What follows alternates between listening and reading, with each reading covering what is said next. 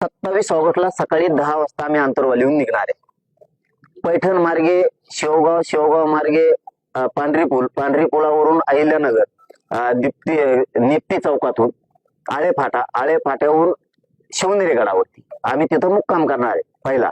कारण आमच्या राजाच्या शिवनेरी गडाचं दर्शन होईल. कंपाळाला पवित्र माती लावून आम्ही पुढे मार्गस्थ करणार आहेत. तिथून पुढे आता असा प्रॉब्लेम झालाय, आणखी डिक्लेअर नाही केलं, पण इथून गेल्यावर मला करावं लागणार आहे की आता आमचं मुंबईला शिष्टमंडळ गेलं होतं.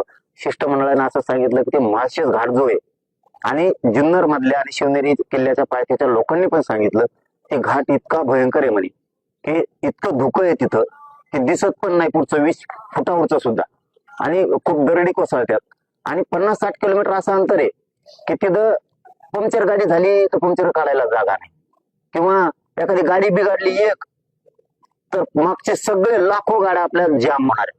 कारण तिला उचलून बाजूला ठेवू पोर म्हणले तर जागा पण नाही बाजूला ठेवायला. लोटीत नेवा पंक्चर झाली गाडी तरी नाही, कोणाला चहा प्यावासा वाटला, नाश्ता करावा वाटलं तर वाटाने काहीच नाहीये.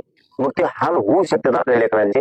म्हणून काहींचं म्हणणं आहे आमच्या गेलेल्या शिष्टमंडळाचं आत्ताच्या मुंबईच्या की शिवनेरीचा पहिला मुक्काम आपलं काही कटत नाही आणि किलोमीटर पण वाढत नाही, 17 किलोमीटर वाढतंय असं म्हणणं आहे, फक्त कल्याण कटतंय. तर आपण असं करूया की शिवनेरी गडाचा मुक्काम करून चाकणला जाऊ, राजगुरू मार्गे चाकण खेड मार्गे, आणि तिथून पुढे तळेगाववरून लोणावळा, वाशी, चेंबूर आणि आझाद मैदान. म्हणजे असं गेलं तरी आम्हाला माळशेज घाटातून कल्याणला जायला लागतं, कल्याणहून वाशीला जावं लागतं, आणि इकडून सुद्धा फक्त कल्याण कटतंय.